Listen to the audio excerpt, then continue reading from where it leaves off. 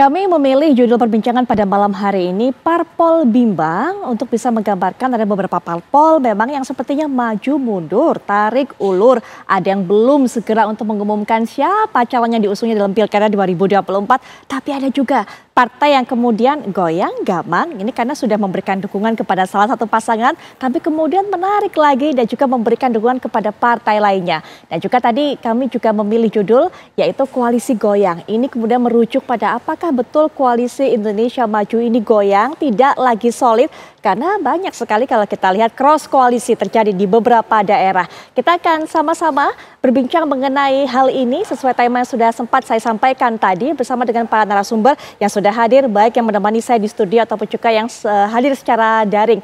Yang pertama nanti kita akan minta bagaimana cerita yang terjadi dari Golkar sudah memberikan rekomendasi kepada pasangan Andra Sony Dimyati, tapi ternyata hari ini kita melihat sebuah kejutan. Golkar memberikan tiket untuk bisa melaju menuju Pilkada Banten ini kepada Airin Rahmidiani dan juga Ade Sumardi. Ada Bang Doli yang bersama saya di sini, Bang Ahmad Doli Kurnia, perwakilan dari Golkar. Assalamualaikum warahmatullahi wabarakatuh. Bang Doli, selamat malam. Selamat malam. Baik, dan juga nanti akan memberikan pandangannya selaku pengamat komunikasi politik Bang Ege. Bang Effendi Kasali sudah hadir juga bersama saya. Assalamualaikum warahmatullahi wabarakatuh. Bang Ege. Judulnya apa tadi? Judulnya adalah Parpol Bimbang Koalisi Goyang. Siapa melayang? Kalau disambungnya. Oke. Siapa melayang? Kansnya siapa yang melayang? Ya, itu ya. Ya kan? Ya. Kansnya siapa yang melayang? Karena kemarin ada juga calon yang sepertinya punya kans kuat. Ada bimbang, ada yang digoyang, ada yang menggoyang, ada yang melayang. Ada yang tiketnya kemudian jadi melayang. Nanti Bang Ege bisa bahas. Nah, ini kita juga akan mendengarkan pandangan perwakilan dari PDIP yang juga akhirnya saat ini mengusung calon yang sama. Padahal kemarin sudah lebih dulu mengasung ataupun juga memberikan tiket duluan kepada pasangan Airin, kemudian juga Ade Sumardi. Ada Bang Ciko Hakim, perwakilan dari PDIP yang juga bergabung memberikan pandangannya dalam perbincangan ini melalui daring. Assalamualaikum warahmatullahi wabarakatuh. Selamat malam Bang Ciko. Waalaikumsalam, bajunya bagus warnanya Putri. Oh, iya benar. Karena merah pasti. Iya. Merah hitam tepatnya Ciko, merah hitam. Ya, baik. Selain Bang Ciko juga sudah bergabung untuk memberikan pandangannya, pengamat politik yaitu Mas Hanta Yuda. Assalamualaikum warahmatullahi wabarakatuh. Selamat malam Mas Hanta Yuda. Oh, bajunya sama juga tuh Hanta Yuda.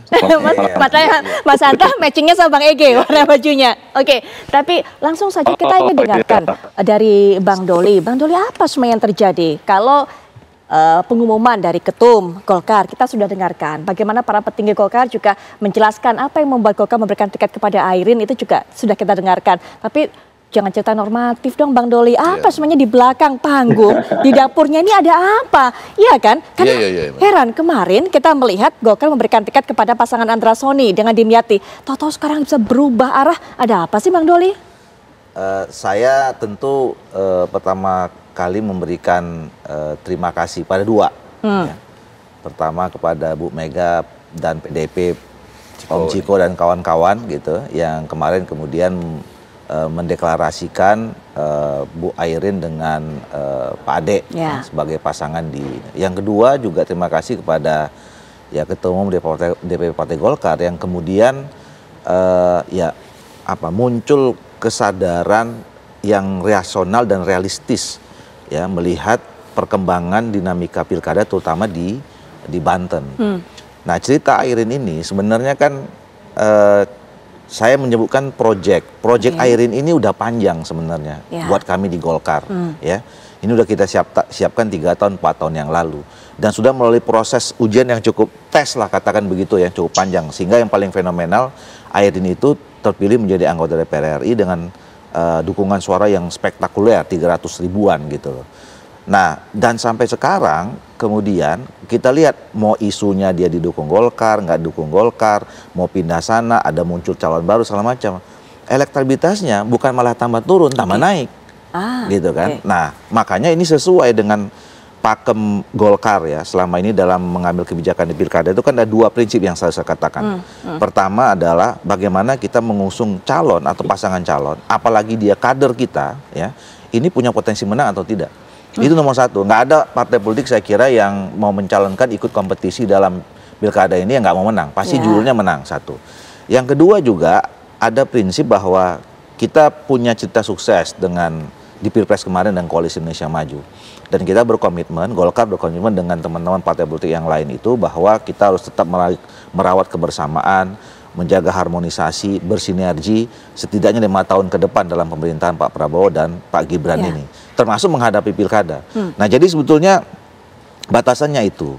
Nah oleh karena itu kemarin sebetulnya ini menindaklanjuti saja.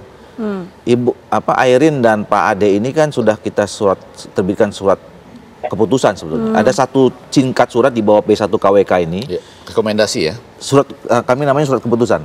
Jadi surat keputusan ini sebetulnya tinggal dipindahkan ke formulir B1 KWK saja sebetulnya. Itu sudah terbit tanggal 5 Agustus. Dan komunikasi antara Bu Airin dengan Pak Ade, kemudian Bu Ratu Tatu dengan DPD PDI segala macam itu juga intensif ya. Nah, tapi kan kemudian kemarin duluan kan, duluan sorenya Bu Airin sama Pak Ade di apa namanya di PDIP, malamnya baru dikasih ke Pak Andarsoni kan. Gitu. Betul. Nah tapi setelah itu saya kira dan saya juga mendapatkan itu ya, walaupun saya nggak di DPP lagi, banyak yang menyampaikan, saya menyebutkan ini arus bawah ya, bahwa keluarga besar Partai Golkar di Banten. Ditambah dengan masyarakat se-Banten gitu ya, diwakili oleh tokoh-tokohnya, ulama, jawara, dan segala macam, itu menyampaikan bahwa apa namanya, kami minta Ibu Airin jadi gubernur, gitu. Dan kami merasa bahwa selama ini Golkar dan Banten itu punya hubungan kedekatan yang cukup baik, ya. Bahkan kan kita bisa mengatakan salah satu lumbung Golkar itu di Banten. Banten identik dengan Golkar gitu.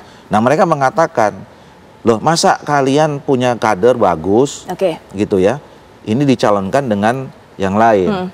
Nah ini menurut saya yang pada akhirnya Pak Bahlil dan di DPP itu kemudian wah kalau gitu memang kita lebih tepat. Jadi sebetulnya ini pengambilan kebijakan yang tepat, yang rasional, yang realistis, tetapi juga saya yakin bahwa situasi itu pasti juga akan sudah dikomunikasikan dengan Koalisi Indonesia Maju, sehingga koridor itu tetap ada. Nah, tahan dulu soal Koalisi Indonesia Maju plusnya ini. Tapi tadi alasannya kalau Bang Doli katakan adalah realistis dengan soal elektabilitas dan juga memiliki kader yang bisa dipercaya untuk bisa maju memenangkan Pilkada 2024 ini. Bang Ciko, ngerasa ditikung nggak sih? Sudah memberikan tiket duluan kepada pasangan ini, begitu kan pada saat itu ketika Golkar tidak mau memberikan surat kepada Airin, PDIP kemudian yang maju menjadi penyelamat pada saat itu.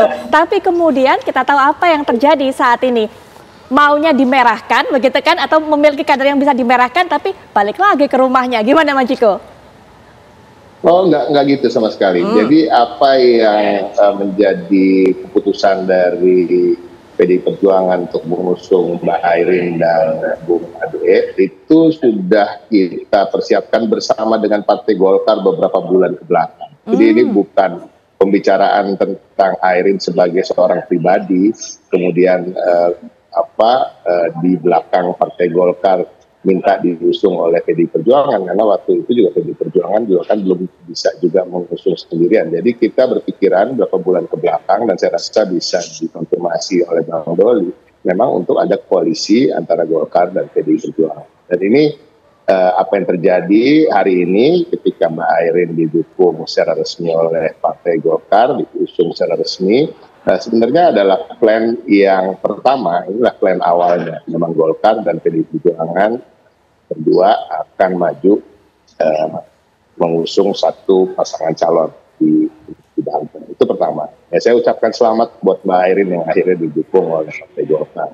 Dan kita lihatlah, mudah-mudahan memang kita dapat memenangkan pilkada ini bersama. Satu, itu yang kedua adalah gini, memang secara realistis agak aneh bila Partai Golkar tidak mendukung Mbak Airin ya. Saya kalau tidak salah melihat bahkan ada survei yang mengatakan hampir 80%, 70, di atas 75% Mbak Airin ini bertengger elektabilitasnya. Sementara Andra Soni yang diusung oleh Kim berada di 1 digit dan bahkan berada di bawah 5% di beberapa survei. Jadi ini kan suatu hal yang seharusnya memang sudah dilakukan sejak awal oleh Partai Golkar, namun memang nggak ada yang kata terlambat untuk melakukan yang benar.